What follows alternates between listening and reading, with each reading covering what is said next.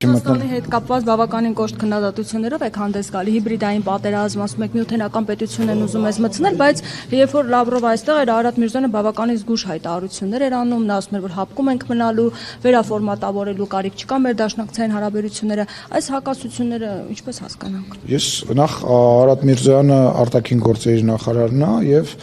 ես քաղաքական ամենամեծ մարմնի ներկայացուցիչն եմ։ Պարոն Միրզոյանը ասում է այն ինչ որ գտնում է ճիշտ, իսկ վերաբերում է հապկի մեջ մնալու մասը ես անկեղծ ասած նման բան չեմ լսել եւ վստահ եմ որ պարոն Միրզոյանը նման բան ասած չի լինի։ Սառեցված է, այո, սառեցված է եւ չեմ կարող։ Ես իր հետ չեմ հանդիպել, ես չեմ կարող ասել, մինչև այս պահը չեմ հանդիպել, չեմ խոսել, բայց դե գիտեք Երևան դիալոգն անցնում, բայց դուք հնարավորություն եք ունեցել հարցեր տալ, կարծում եմ նոր ասելիք չկա, այն ինչ որ հրապարակային եղել է, այդ այլ է ընդունելությունը բավականին շատ քննադատվեց եւ ազատվեց։ Դե ինչ պատասխանեմ։ Նոր հակասություններ արդյոք Ես մեր թիմի մեջ հակասություն չկա, բացարձակ չկա։ Մենք բոլոր հարցերը միասին քննարկում ենք, միասին ասելով դա պարոն Միրզոյանն է, դա վարչապետն է, դա ես եմ, մյուս գերատեսչությունների համապատասխան ներկայացուցիչներն են եւ ղեկավարներն են, մեր թիմի մեջ հակասություն չկա։ Մեր թիմի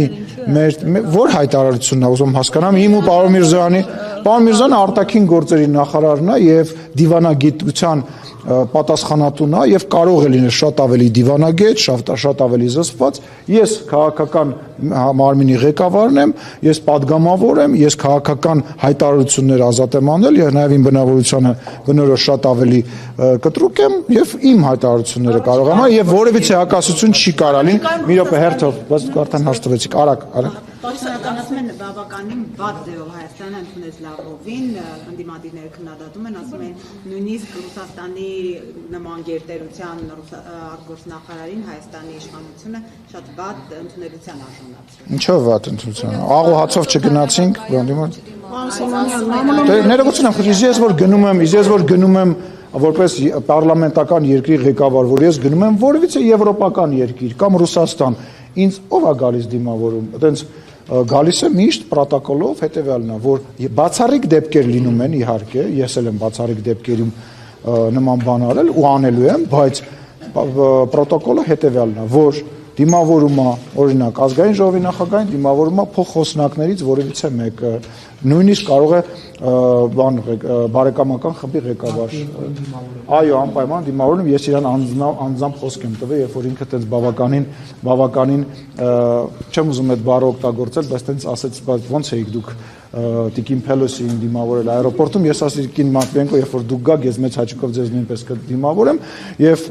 Անիտա Դիմիտրոյին եմ դիմավորել, որտեղ կին էր եւ իմ լավ ընկերն էր եւ Տիկին Մատվիենկոին էլ նույնպես դիմավորել։ Գնալու է Ռուսաստանի դեսպանության հետ։ Աջանմյակ նորից։ Օրակարգը Տիկին Մատվիենկոյի արդյոք հստակ է, արդյոք նախատեսվում է այդ շունի, քանի որ Ռուսաստանը հիպատոսություն է այնտեղ ուզում բացել։ Որ ճիշտ ասեմ, նման ինֆորմացիա չունեմ։ Չգիտեմ, անկեղծ ասած, հələ չեմ նայել, որտեղ ես հիմա այցում եմ, հիմա դրանով եմ զբաղվում, էլ չեմ ասում հələ որ Կիրգիզիայի գործընկերն է այստեղ, դրա